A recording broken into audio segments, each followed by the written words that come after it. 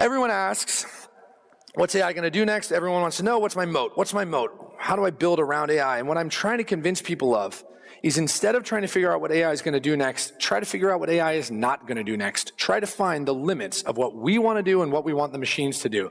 And what I've basically realized in working with about 30 CEOs in the last year on AI strategies designed around the things that AI cannot do, it is quite simply optimizing for humanistic qualities. All things being equal, this is the single best strategy I have for making yourself future-proof. And I figured this out in all sorts of incredible ways, and I will tell you a story that brought this home for me in a profound one. My father is an oncologist. He's been practicing cancer medicine for 38 years. Very recently, he won a Lifetime Achievement Award from the Breast Cancer Association of America for his contributions to that field. In his time practicing breast cancer, in the last 38 years, the survival rate for this disease went from about 35% to 90%, which is a testament to the fact that humans can and do hard things in service of each other, and that science does make the world a better place. It is awesome.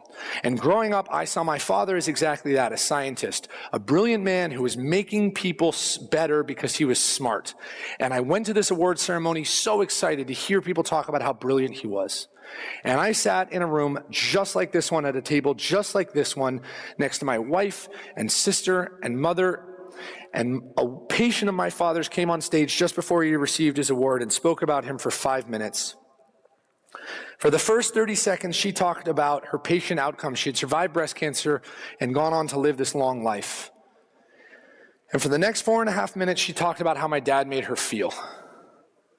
She described the process of getting a cancer diagnosis and going to see 3 oncologists and getting the exact same prognosis and the exact same treatment recommendations. And she said 2 things that I will never forget.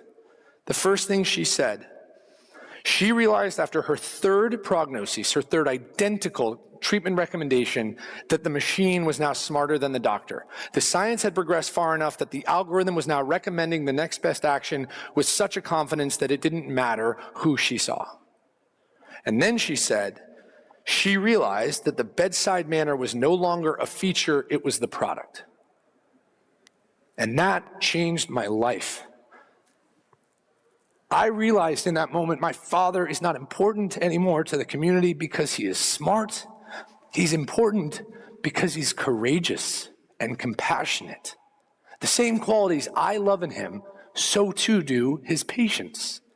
I also realized that my father, who is well past his intellectual sell-by date, if we're being entirely honest, at 77 years old has never been a better oncologist thanks to science. And if we are observing technology drive the computational cost of one of the most complex practices in cancer to basically zero, then what role wouldn't follow suit? What I'm realizing as I wander this earth and this technology gets better and better is that AI, for all the doom that's being made about it, isn't going to drive the world to be less human. It inevitably has to drive us to be more, because otherwise, what are we doing? Being the smartest person in the room probably doesn't get you very far anymore. And so what I tell anyone is, if you want a plan to make a big difference in someone's life, consider getting great at adaptability and courage and empathy and wisdom.